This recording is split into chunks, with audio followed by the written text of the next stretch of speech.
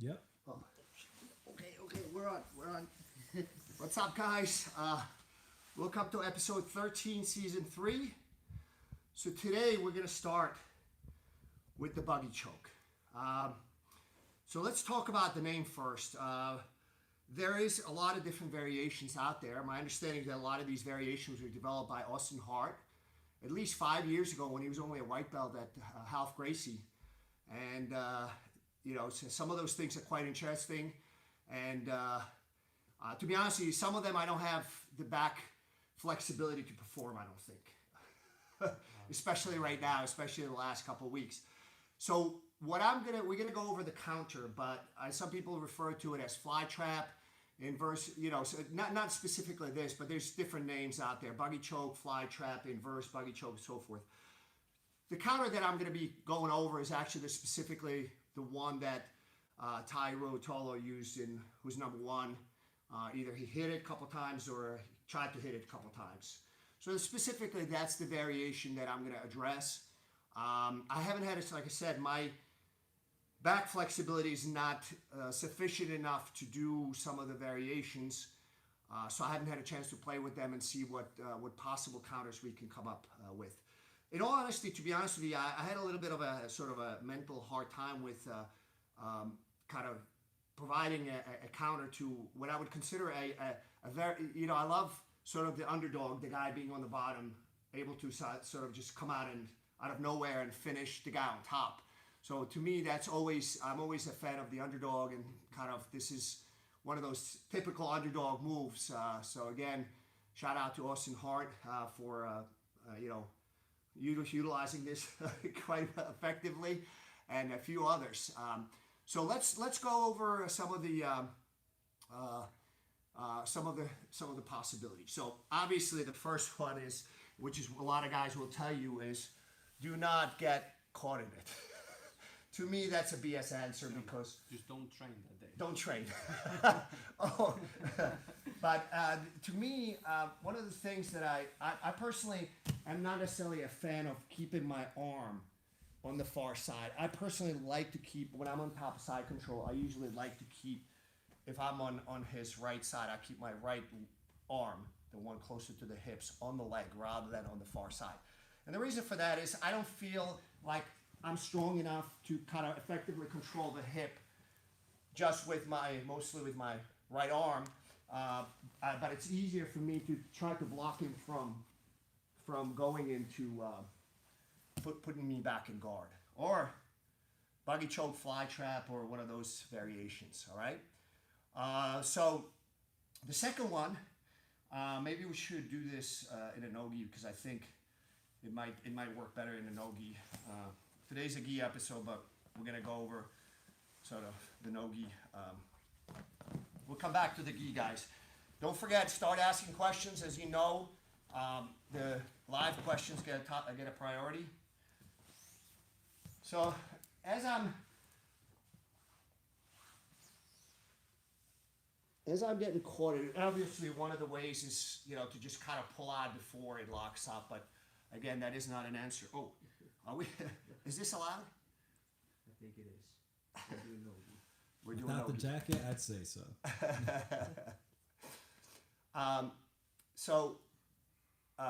One of the things that I think we need to make sure that as we go through now into progressively deeper and deeper into this.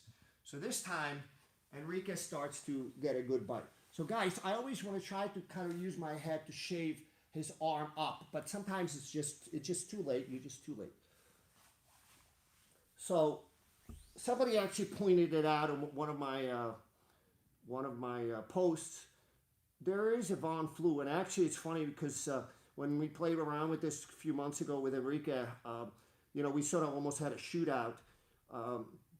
I think the Von Flu can be stronger than the buggy choke, depending on how good you are at each technique. So I'm kind of trying to flare out my elbows so I don't get choked right away. All right, he's squeezing quite good. So no, keep it. My jaw starts to hurt. So that would be a thing of beauty if I went out. That would be a good repayment for episode, what was it, 29 or 19? 19. So guys, if your arm is free, this is one of my big considerations. If I can have this arm free, rather than pulling out, I want to go deep, and I want to put my left hand under the his shoulder blade, and I start to Von Flu him. So the Von Flu can be quite effective, but you must have this arm free. All right, yeah, that was good. We're gonna go over the variation. What if that arm is trapped? So again, we get progressively going deeper into it. You know, somebody said, if you're caught, you tap. Yeah, that's the case with everything. That is true. You know, once you get caught too deep, or the guy on the bottom has better execution than the guy on top, it will be a submission. But as you progressively get deeper into the choke or strangle, you sort of have more and more limited ways to escape. All right, so let's look at the Von Flu again. This works well against a failed guillotine. If the guy on the bottom tries to do a guillotine, I yell at my guys all the time. If they defeat a guillotine and wind up on top of side control, hit him with a Von Flu. Don't just kind of be happy with achieving top position. Hit him with a Von Flu. All right. So this time again, I'll do the Von Flu. So it's critical. So if Enrique traps my arm, I'm going to try to extract it if I can. And I'm going to go deep, palm up under the shoulder blade. Now I'm going to sprawl and start to, don't tilt too much, guys. But if it's not working, bring him a little closer to you. Reinforce the Von Flu and drive. So that's when you're caught in it, but your arm is free. Now let me catch my breath and let the blood go back to my brain, because now we're going to go, what happens if your arm is trapped? This becomes now a much more serious issue. So when your arm is trapped, you can do the Von Flu. You might be able to free it. We've played around with it a little bit. You can free it, but it takes some time, and in that time frame, he might be able to finish you on the bottom. But if my arm is trapped, so what I'll do is I'll try to flare out. So I'm gonna roll him away from me. So I'm trying to flare out my elbow as much as possible and open shoulder, so at least I'm not getting hit on the carotid on my right side. I'm gonna roll him to his side, and now it's at least the pressure is alleviated. Now I can survive. Okay. If you can start to move, in this case, to your left, your head might pop out. It may not happen. Again, depending on how good the guy on the bottom is, it may not happen.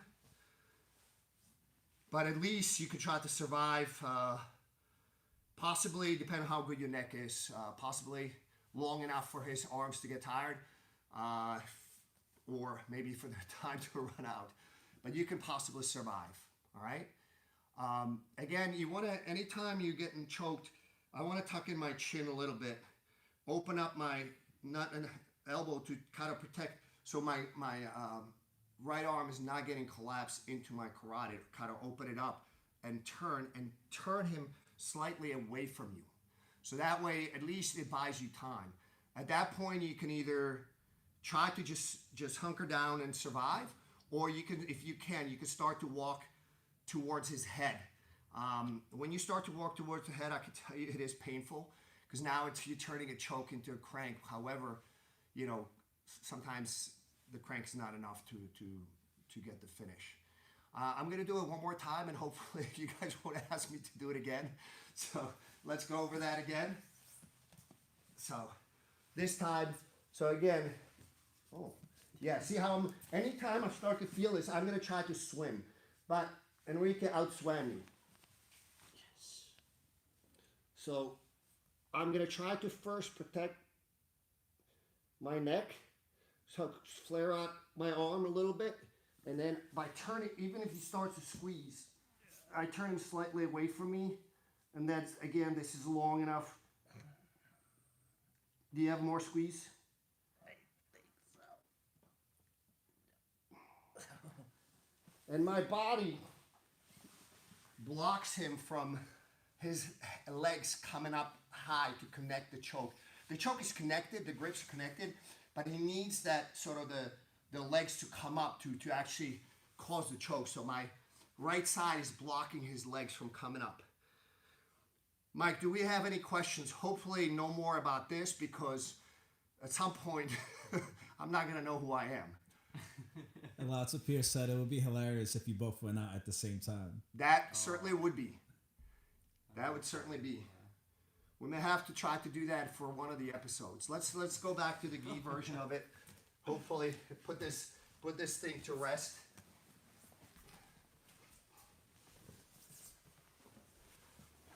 Now, GM Baseball is asking, I'm having difficulty getting people into my split guard. They defend easily, either getting their arm out before I can start applying pressure. Is it just a matter of not applying it quickly enough? Excellent. Let me kind of look at the camera, let the blood flow return to my brain, so I can intelligently answer your question. It's a very good question. So you have trouble putting people into split guard. So that's a very good question, and takes us away from me getting choked for the last, I don't know how many minutes. So could be the setup, or it could be how your body positioning is. So let's go over the setup part first, and then we're going to go over the body positioning that makes it very difficult for him to withdraw his arm. So what I usually do is the setup is off a guard pass where the guy kind of throws my legs to the side. I'll usually just swim away, and as he's coming forward, I'm already have it set up. Notice that I'm using my leg to feed the arm. What are you doing? How are they going to see it if you take it back? So you can do it again. Oh. So you can explain it. All right, let's do that. Let's go a different angle a little bit. So notice that the leg on the same side of his arm that I'm trying to capture is integral to feeding that arm forward to make sure that he cannot quickly retract.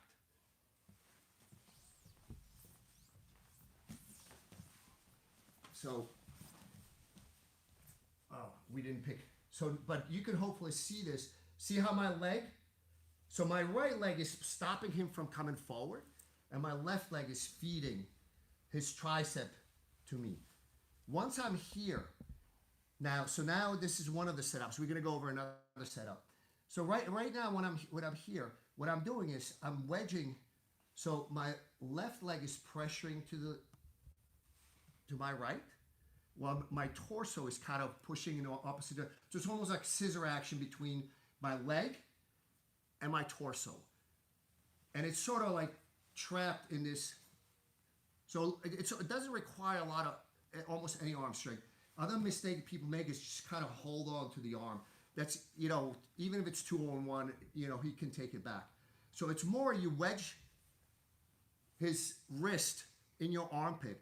And basically, usually what I'll do is I will grip, in the gi, I will grip by his armpit, but I'm focused on this part, not so much this part. This is just kind of like a bonus, but this is the part that makes it very difficult for him to retract. But notice how my left leg, this is critical.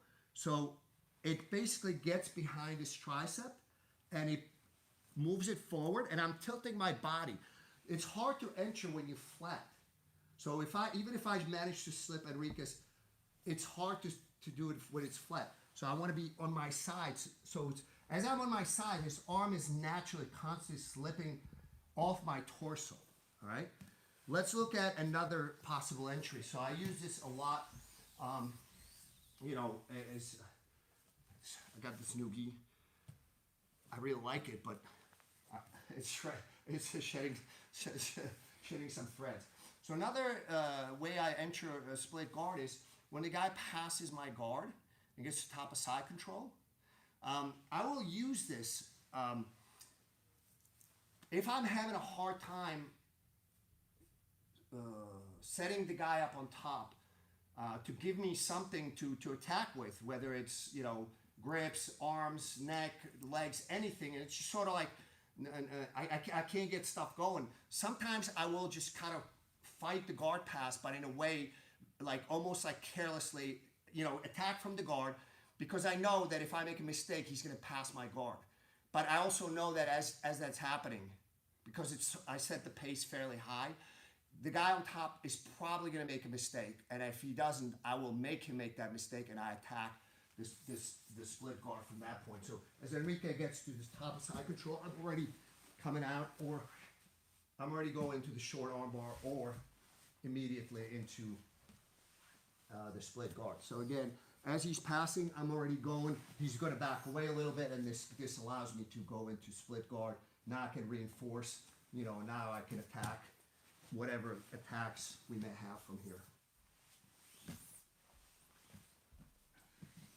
He clarified saying, it's in close guard. I can feel his arm on my hip, and I try to break his posture and slide out before squeezing his arm to disguise my intentions.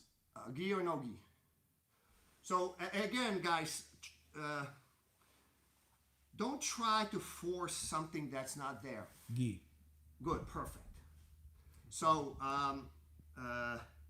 sometimes people just try to stop that one thing, and the guy on the bottom tries to attack with that one thing. If you're going with anybody that has any level of skill, they know what you're doing, and they will not give it to you. So don't insist on that thing. Attack with something else. And as they start to defend to something else, you may be able to get an opportunity to come back.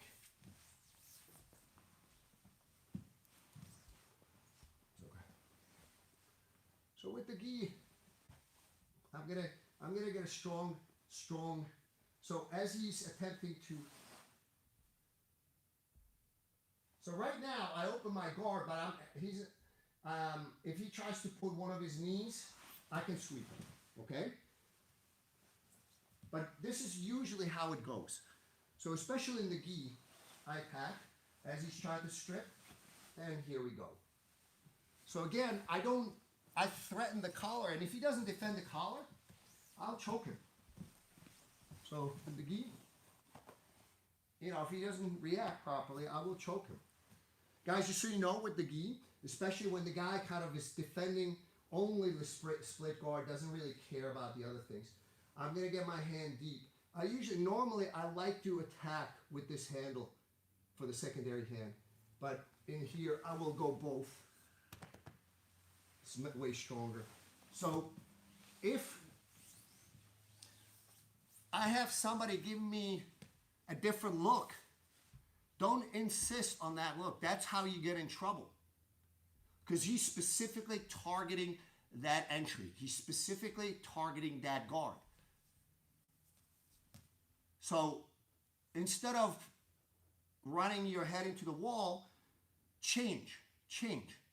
He may, in the process of him defending the change, he may give you the original one that you were hunting for, but he may not. If he stays on defending the split guard, in his head is like, I know if I'm in split guard, I'm in trouble. I will defend that to the death. Well, then give it to him. Give him the submission. Because if he's only doing here, I don't want my elbows harvested. Well, just bring him forward. Choke him with the collar choke. With no gi, it's a little bit more difficult because I don't have the collar, but that's okay. So if he's no gi, I just usually pull. No gi, I can usually sweep the hands off to the side. All right. So again, with no gi, if he puts his hands, keeps his elbow really tight, I'm gonna bring him forward, open, and now we're here. I would grip. So I have a triangle possibility and all the different attacks. And one last question before we close out. Shin Moon is asking Fox, can you show a side control keylock escape? Thank you. From the top or from the bottom? I'm guessing bottom. We'll wait for clarification. Oh, okay.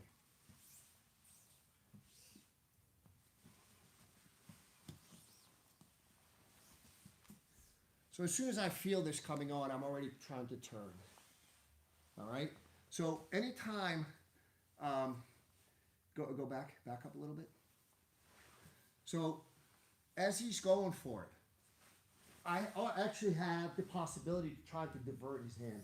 But once it's late, you got to turn to the pain. You know, alleviate the pain. All right? So my shoulder's not really that flexible. So I'm going to bring my hand down. All right?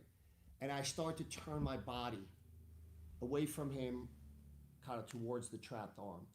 Notice how my hips are turned. I know what's going to happen, that now I'm going to start, you know, as I start to thwart this. So I'm looking to just pull my elbow back. If I can get my leg underneath his elbow, I will, but sometimes it's not possible. So as I'm doing this, I'm going to try to shrimp. As I'm shrimping, he changes and I'm coming out the back way. And now he gets caught. So basically what I'm doing is, first, I need to make sure that I survive long enough. You got to make sure you survive long enough that you can actually then deal with the bad position. But you turn away to alleviate the pain. Try to bring your hand closer to your hip and push on his elbow. Once he starts to change, I try to either turn to my left shoulder and get my body in the air if I can. And if I cannot, because he starts to drop down to my hips, then I switch sides and I start to turn towards him. Hope that answers your question, Mike. So, guys, I hope you found this useful again, and like, share, subscribe. What else can they do? We hit 10,000. Yes. Yeah, guys, thank you. We hit 10,000. Yeah. So now on to 100,000. Exactly. I was gonna say 20, but 100. Okay, 20,000. Let's on to 20,000 first. Baby steps. Baby steps. All right, guys. Thank you, and we'll talk to you next time, next Friday. Are we in July by then? Episode. Yeah, Episode 14. Are we in July by then? I think so. Okay. See you next week, guys.